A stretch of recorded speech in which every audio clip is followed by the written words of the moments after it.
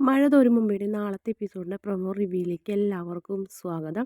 അങ്ങനെ നാളത്തെ പ്രൊമോയിൽ നമ്മുടെ വൈജയന്തി ഒരുപാട് നാളുകൾക്ക് ശേഷം ഓഫീസിൽ പോകുന്നൊരു കാഴ്ചയാണ് കാണുന്നത്.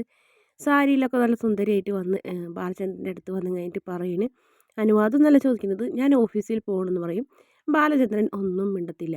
അപ്പോൾ വീണ്ടും പറഞ്ഞത് കേട്ടില്ലേ, ഞാൻ ഓഫീസിൽ പോകണമെന്ന്, അതിന് എനിക്കെന്ത് വേണം, അതായത് ബാങ്കിൽ പോകണം എന്നിട്ട് പറയണം, അതിന് എനിക്കെന്ത് വേണം, നീ എവിടെയെങ്കിലും പൊക്കോ, എന്നോട് ചോദിച്ചിട്ടല്ലല്ലോ ഇവിടുന്ന് പോക്കും വരവും, നിൻ്റെ കാര്യങ്ങളൊന്നും എനിക്ക് ഇടപെടേണ്ട കാര്യമില്ല എന്ന് പറയും.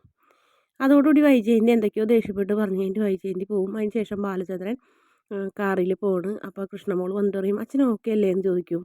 ഞാൻ ഓക്കെ ആണോ, ഓക്കെ അല്ലേ എന്ന് ചോദിക്കുന്നുണ്ട്. പക്ഷേ ആ ഓക്കെ അല്ല എന്നുള്ള കാര്യം മോൾക്ക് മാത്രം അറിയുന്ന ഒരു രഹസ്യമല്ലേ, അതുകൊണ്ട് അച്ഛൻ പോകുന്നത് നോക്കി വിഷമത്തോടെ നിൽക്കുന്നുണ്ട്.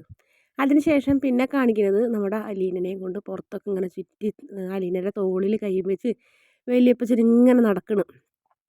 അപ്പോൾ ഇങ്ങനെ പറയുന്നുണ്ട് വല്യപ്പച്ചനോട്, ബ്രിജിത്ത മമ്മി പറഞ്ഞിട്ടുണ്ട്, ആരുമില്ലാത്തവരുടെ സ്വന്തക്കാർ ദൈവമാണെന്ന്. ഞാൻ അങ്ങനെ പഠിച്ചേക്കണ്. എൻ്റെ സ്വന്തം, എനിക്ക് സ്വന്തമായിട്ട് ഈ ഭൂമിയിൽ യേശു മാത്രമേ എൻ്റെ സ്വന്തമായിട്ടുള്ളൂ എന്നൊക്കെ ഇങ്ങനെ പറയുന്നു. അപ്പോൾ വല്യപ്പച്ചന് ഭയങ്കര സങ്കടമാണ്.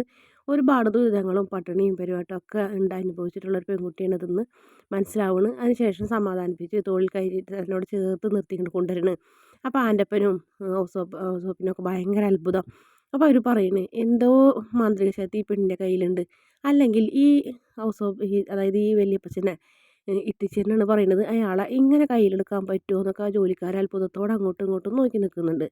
അതിനുശേഷം വല്യപ്പച്ചൻ കാര്യമായിട്ട് ഉപദേശിക്കുന്നുണ്ട് നമ്മുടെ സ്റ്റാലിയെ, എടാ നീ കുറച്ചും കൂടെ ശ്രദ്ധിക്കണം, അവളുടെ കാര്യത്തിൽ കുറച്ച് ശ്രദ്ധയും കൂടെ വേണം, നീ കുടിയൊന്ന് കുറയ്ക്കണം, നിനക്ക് എന്തെങ്കിലും സംഭവിച്ചു പോയാൽ, നാളെ നീ ഒന്ന് വീണു പോയാൽ നിൻ്റെ ഭാര്യ വീട്ടുകാരെല്ലാവരും കൂടി വന്ന് അവളെ വലിച്ച് പുറത്താക്കില്ലേ, എന്നെയും പുറത്താക്കും. അപ്പം ഞങ്ങൾ അപ്പോൾ അതുകൊണ്ട് നീ അവൾക്ക് വേണ്ടി എന്തെങ്കിലും ചെയ്യണം, അതുപോലെ തന്നെ നീ കൂട്ടിയൊന്ന് നിർത്തണം എന്നൊക്കെ പറഞ്ഞപ്പോൾ ലാലിച്ചൻ ഇങ്ങനെ വിഷമത്തോടെ വല്യപ്പച്ചനെ നോക്കി നിൽക്കണതാണ് പ്രൊമോയിൽ കാണിച്ചിട്ടുള്ളത്. വീഡിയോ ഇഷ്ടപ്പെട്ടാൽ ചാനലൊന്ന് സബ്സ്ക്രൈബ് ചെയ്ത് സപ്പോർട്ട് ചെയ്യണേ.